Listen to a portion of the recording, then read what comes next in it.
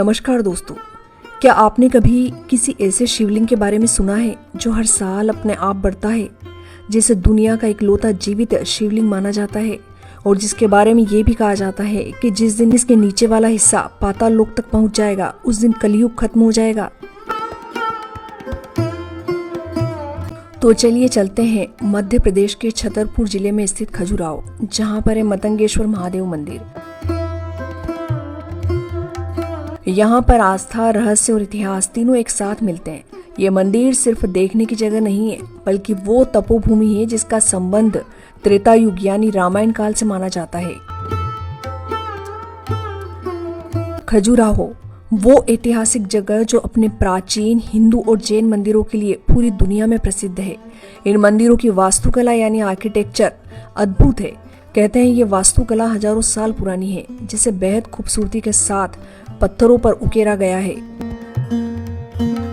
एक वक्त था जब यहाँ पर 85 मंदिर हुआ करते थे, लेकिन आज सिर्फ 25 मंदिर ही शेष बचे हैं, जो सिर्फ ऐतिहासिक धरोहर बनकर रह गए हैं। लेकिन सबसे खास बात यह है कि इन सभी मंदिरों में सिर्फ एक मंदिर ही ऐसा है जहाँ पर आज भी हर दिन पूरे विधि विधान के साथ पूजा अर्चना होती है, और वो है मतंगेश्वर महादेव मंदिर। खजुराहो का एकमात्र प्राचीन शिव मंदिर है जो दूर दूर तक अपने चमत्कारों और रहस्यों के कारण लोगों को आकर्षित करता है। खास बात यह भी है कि खजुराहो यूनेस्को की विश्व धरोहर सूची में भी शामिल है। जैसे ही आप खजुराहो परिसर में प्रवेश करते हैं, सामने ही लक्ष्मण मंदिर के पास ही मतंगेश्वर महादेव मंदिर दिखाई देता है। मंदिर के गर्भगृह तक पहुंचने के लिए करीब 30 सीढ़ियां हैं, मगर सीढ़ियां चढ़ने से पहले आपको लेफ्ट साइड में विराजमान भगवान श्री गणेश जी के दर्शन करने होते हैं। मान्यता है कि इन्हें धोग लगाए बिना शिवलिंग के दर्शन अधूरे हैं।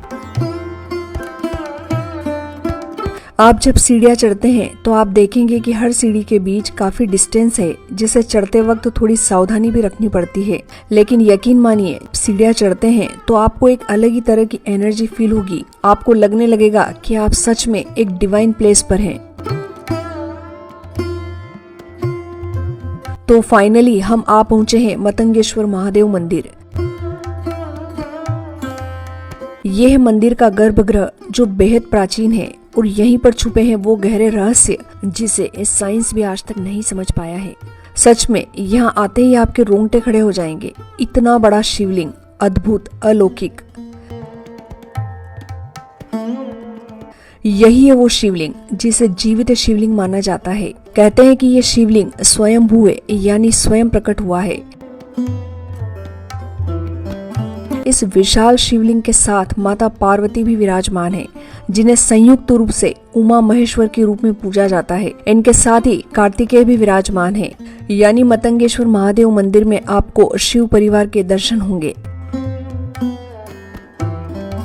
ये शिवलिंग करीब 9 फीट ऊंचा है। सबसे चौंकाने वाली बात यह है कि करीब इतना ही, यानी कि 9 फीट शिवलिंग जमीन के नीचे भी है। इससे भी अधिक चौंकाने वाली बात यह है कि हर साल कार्तिक पूर्णिमा के दिन इस शिवलिंग की हाइट 1 तिल के बराबर बढ़ जाती है। इस बात का प्रमाण पर्यटन विभाग और वैज्ञानिकों के पास दर्ज है। कार्तिक पूर्णिमा के दिन ही शिवलिंग की प्रॉपर मेजरमेंट ली जाती है, और आपको ये जानकर भी आश्चर्य होगा कि हर साल ये शिवलिंग पहले से थोड़ा बड़ा ही पाया जाता है। जिस दिन जमीन के नीचे वाला शिवलिंग पाताल लोक तक पहुंच जाएगा, उस दिन कलयुग समाप्त होगा। हालांकि ये आस्था और मान्यता से जुड़ा हुआ एक तर्क है, लेकिन यही विश्वास इस मंदिर को और रहस्यमय बनाता है। शिवलिंग बढ़ने के पीछे एक पौराणिक कथा भी है जो बेहद प्रचलित है। कहते हैं कि भगवान शिव के पास एक दिव्य रत्न था जिसे मरकत मणि कहते हैं।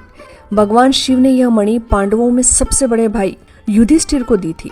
युधिष्ठिर से यह मणि मतंग ऋषि के पास पहुंची। मतंग ऋषि ने इसे चंदेल राजा हर्षवर्धन को सौंप दिया था, लेकिन हर्षवर्धन को यह डर था कि कहीं ये मणि गलत हाथों में चली गई तो क्या होगा। इसलिए उन्होंने मणि को जमीन में गाड़ दिया था ताकि वो यहाँ पर सुरक्षित रहे। कहा जाता है कि इसके बाद ही से मरकत मणि के ऊपर यह शिवलिंग अपने आप प्रकट हुआ, और तभी से हर साल बढ़ रहा है। मान्यता ये भी है कि भगवान राम ने ही मतंग ऋषि के नाम पर इस शिवलिंग को मतंगेश्वर नाम दिया था। इसीलिए यहाँ पर बिल्व पत्र पर राम नाम लिखकर शिवलिंग पर चढ़ाने की भी मान्यता है। कहते हैं ऐसा करने से भगवान शिव जल्द ही प्रसन्न होते हैं। इतना ही नहीं, जो भी इस शिवलिंग को छू लेता है उसकी भी सारी मनोकामनाएं पूर्ण होती है। अब बात करते हैं मंदिर की बनावट पर। इसका निर्माण 9वीं शताब्दी में चंदेल वंश के राजा चंद्रदेव ने करवाया था। कहा जाता है कि राजा चंद्रदेव शिव के परम भक्त थे और उन्हीं की इच्छा से मतंगेश्वर महादेव मंदिर का निर्माण हुआ था। जब आप यहाँ आते हैं और सारे मंदिरों को देखते हैं तो मतंगेश्वर महादेव मंदिर सबसे अलग दिखाई देगा। बाकी मंदिर आपको बेहद आकर्षक लगेंगे, लेकिन मतंगेश्वर महादेव मंदिर एकदम सिंपल सा दिखाई देगा। फिर भी यहाँ की वाइब्स, एनर्जी, ऑरा आपको बहुत अधिक आकर्षित करेगा। यह मंदिर खार पत्थर यानी येलो सैंड स्टोन से बना है, जो लगभग 35 फीट स्क्वायर एरिया में बना हुआ है। इसका प्रवेश द्वार पूर्व की ओर यानी ईस्ट फेसिंग है। मंदिर का शिखर जो है वो मल्टी स्टोरी है, जो पिरामिड आकार का है, जबकि गर्भगृह वर्गाकार में है। यहाँ पर आपको मूर्तियां कम मिलेगी, लेकिन मंदिर के लिए लोगों में बहुत गहरी आस्था मिलेगी। कुल मिलाकर मंदिर की सिंप्लिसिटी ही इसकी सबसे बड़ी ब्यूटी है। आपको ये जानकर भी हैरानी होगी कि हर साल सावन के महीने में और महाशिवरात्रि के दिन महादेव के दर्शन करने के लिए यहाँ पर देश और दुनिया से बड़ी संख्या में श्रद्धालु पहुँचते हैं। यदि आप भी यहाँ आने के बारे में सोच रहे हैं तो अक्टूबर से मार्च का महीना बेस्ट है। इस दौरान मौसम ठंडा और सुहावना रहता है, जिससे दर्शन करना और घूमना आसान होता है। तो इस महाशिवरात्रि आप भी यहाँ पर आइए और भगवान भोलेनाथ जी के दर्शन कीजिए। अगर आप भक्ति का चरम अनुभव करना चाहते हैं तो सावन महीना, कार्तिक पूर्णिमा और महाशिवरात्रि ही सबसे खास समय है। माना जाता है कि इस स्थान पर भगवान शिव और माता पार्वती का विवाह हुआ था, इसीलिए महाशिवरात्रि पर यहाँ विशेष समारोह आयोजित होता है। यहाँ पर सुबह और शाम को होने वाली जो आरती है वो भी बहुत सुंदर होती है। अब बात करते हैं यहाँ तक कैसे पहुँचे। यहाँ पहुँचने के लिए कई तरह के साधन उपलब्ध हैं। यदि आप बाय एयर आना चाहते हैं तो खजुराहो का अपना एयरपोर्ट है, जो देश के कई बड़े शहरों से कनेक्ट है। यदि आप ट्रेन से आना चाहते हैं तो खजुराहो रेलवे स्टेशन भी है, ये भी कई शहरों से जुड़ा हुआ है। सड़क मार्ग से आने की इच्छा है तो छतरपुर, झांसी, सतना, उज्जैन से भी आप बस और टैक्सी से आसानी से आ सकते हैं। तो समय निकाल कर आइए और देखिए, ये सिर्फ पत्थरों से बना एक मंदिर ही नहीं है, बल्कि आस्था, रहस्य और विश्वास से खड़ा सदियों पुराना वो एक सच है जो आज भी जीवित है। यदि आपको ये वीडियो पसंद आई हो तो प्लीज इसे लाइक करें, शेयर करें।